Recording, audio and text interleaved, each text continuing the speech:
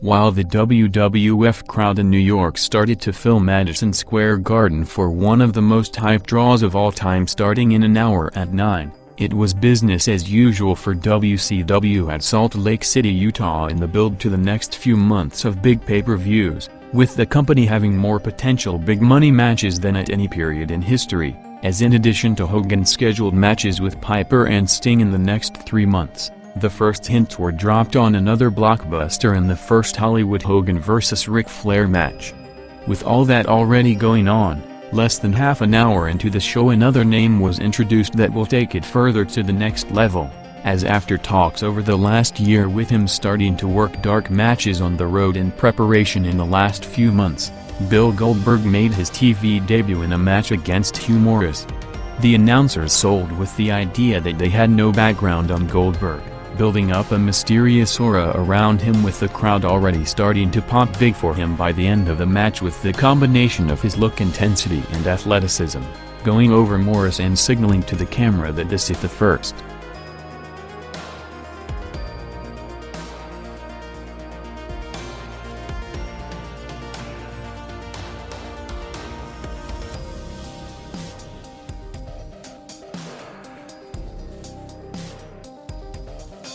Nitro's rest of the first hour saw Alex Wright vs. Zbyszko going 10 minutes for the TV title, ending up with another unexpected finish as Zbyszko went over to win the belt, with the announcers pushing the surprise results as the theme of the show.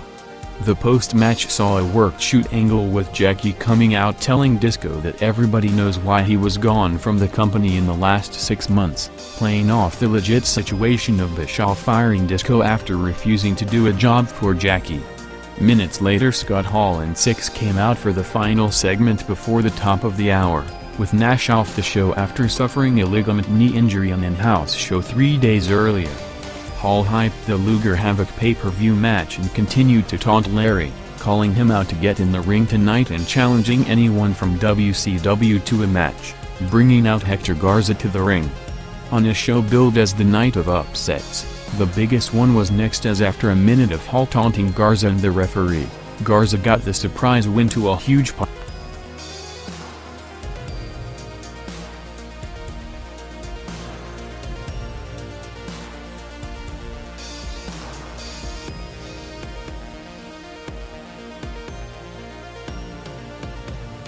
WCW's crossover segment saw a fast-paced 8-man cruiserweight tag match going 5 minutes, along with Roddy Piper coming out for a promo.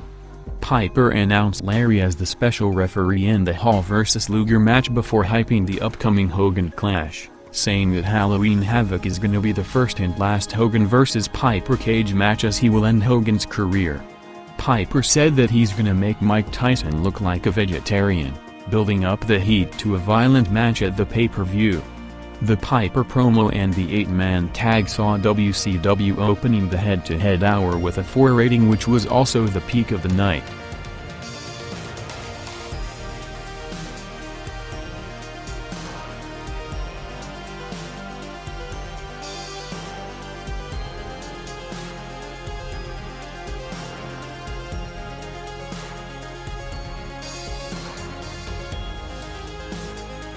After months of hype since tickets were put on sale, the company brought Raw for the first time ever to the McMahon's WWF home base in Madison Square Garden, starting with a video package of all the most memorable moments happening in the building over the years, planning a loaded show on the night in front of a sold-out 14,000 New York crowd.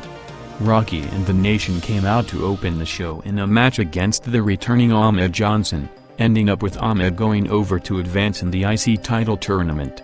Moments later, as Vince, JR and King introduced the show, Steve Austin showed up coming through the crowd, saying that you can't hold a Raw in the Garden without Austin and he's gonna come out later tonight.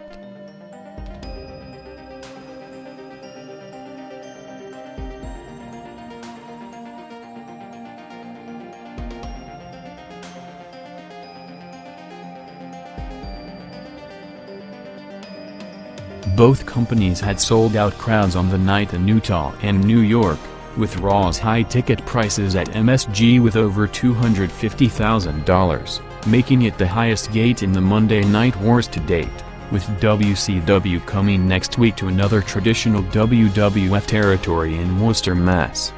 WCW had the Steiners against Meng and Barbarian next, going 5 minutes in the continuation of surprise finishes on the night, with the Steiners doing a rare clean job. Minutes later, Hollywood Hogan and Eric Bischoff were out, with Hogan wearing Flair's robe to the ring.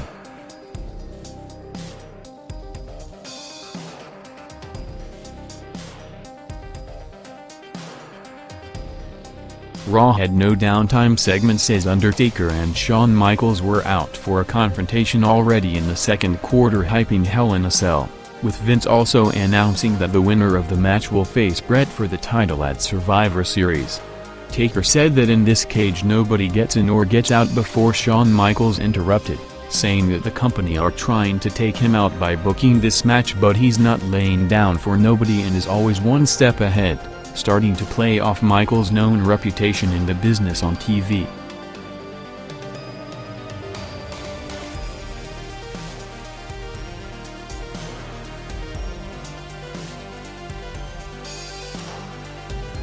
Hogan started by looking to the ceiling, calling out Sting, while thanking new NWO member Curt Hennig for gifting him Flair's robe before responding to Piper's promo earlier.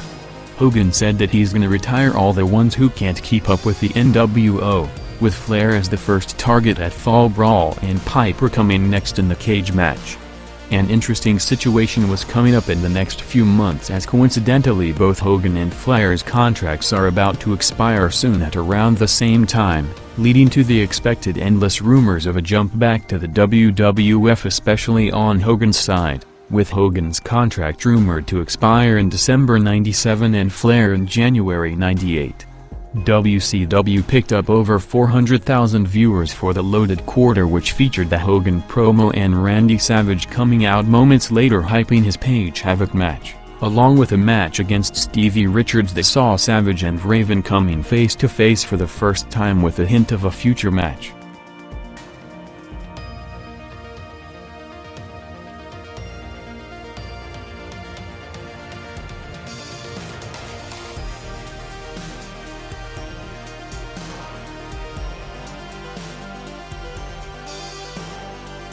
Next on Raw was a Road Warriors vs. Nation tag match, ending up in a brawl with Johnson and the rest of the Nation all involved. Owen Hart and Brian Pillman were in the next match, scheduled to be both members of the Hart Foundation against each other in the IC title tournament, as Pillman came out claiming an arm injury after slipping in the shower to get out of the match, with Slaughter coming out to order the match happening anyway. While at the same time on TNT, WCW had Booker in a handicap match against Norton and Konnan, with Stevie Ray out with injury.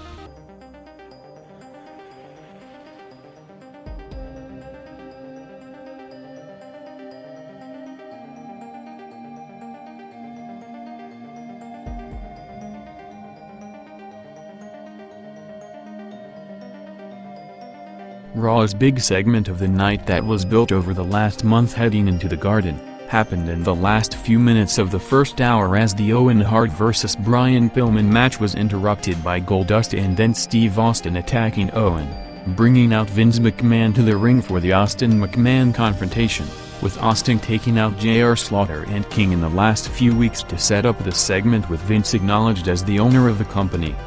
Vince said that the company are not gonna stand and let Austin get himself potentially paralyzed, telling him that he has to work within the system and wait for the doctor clearance. Austin responded saying that Vince is not the one sitting at home, telling him that he appreciate the fact that him and the company care, before giving Vince the stunner to a huge pop from the Garden in what would be the unofficial start of the Austin McMahon program.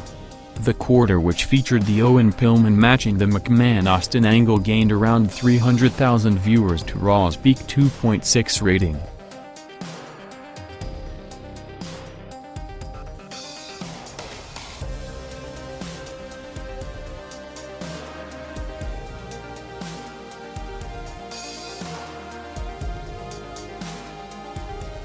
WCW went 16 minutes in the overrun with Curt Hennig again placed in the final segment against Jeff Jarrett for the US title, coming in the middle of contract talks between Jarrett and the company about signing a new deal or him jumping back to the WWF with his current contract expiring next month.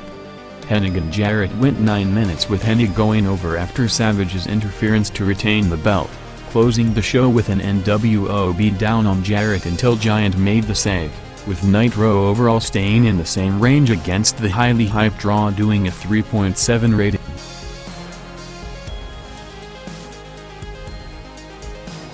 Raw continued with a series of big angles starting the second hour with Triple H coming out for a match against Dude Love. Foley appeared on screen as Dude Love before calling Mankind into the frame, with both introducing the man who fits better in a hardcore match as Cactus Jack came out to a big pop from the New York crowd followed by strong ECW chants in its home base. Foley and Hunter went 14 minutes brawling all over the Garden with Cactus Jack going over on his WWF debut. The match, which went over 2 quarters, did a 2.2 rating going against Hennig vs Jarrett on TNT, while the second half of the match going unopposed stayed at a 2.2, continuing the patterns of no WCW viewers tuning into Raw after Nitro ends, even with a wild high-profile match going on, indicating that it will take a huge special attraction to get the WCW audience to sample Raw.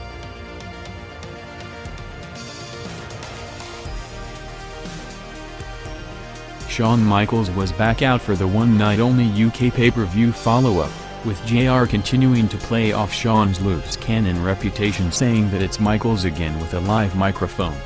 Michaels, who was originally scheduled to lose the match against British Bulldog in front of his hometown crowd, ended up going over with a decision changing on the day of the show in one of the most controversial finishes of all time, leading to a furious crowd reaction to close the event, with Michaels winning the European title to become the first Grand Slam champion. Michaels, in a similar situation to last week's talked about segment that was edited off TV, called out "Take her to the ring" as Rude Hunter and Chyna all attacked him from behind 2 weeks from Bad Blood. With the loaded-up TV show on the night, the biggest thing coming out of the Garden on September 22nd happened hours before going on the air in a private meeting that changed the business, as Vince McMahon informed Bret Hart that due to the financial struggles of the company, he would not be able to honor his contract signed last year, opening the door for him to start negotiations with WCW in the next few months. Bret vs Goldust went 13 minutes in the main event, with Bret going over, bumping Raw over 300,000 viewers to a 2.5 rating in the final quarter, as the hyped show ended up drawing a highly disappointing 2.3 rating overall, with the only hope is that the continuation of the angles coming out of it will boost interest. The company gave the New York crowd another attraction on the night, putting on a big 3-way dark match with Hart, Michaels and Taker, in what would be the first time Bret and Shawn wrestled since WrestleMania 12, ending up with Bret pinning Shawn to close the show.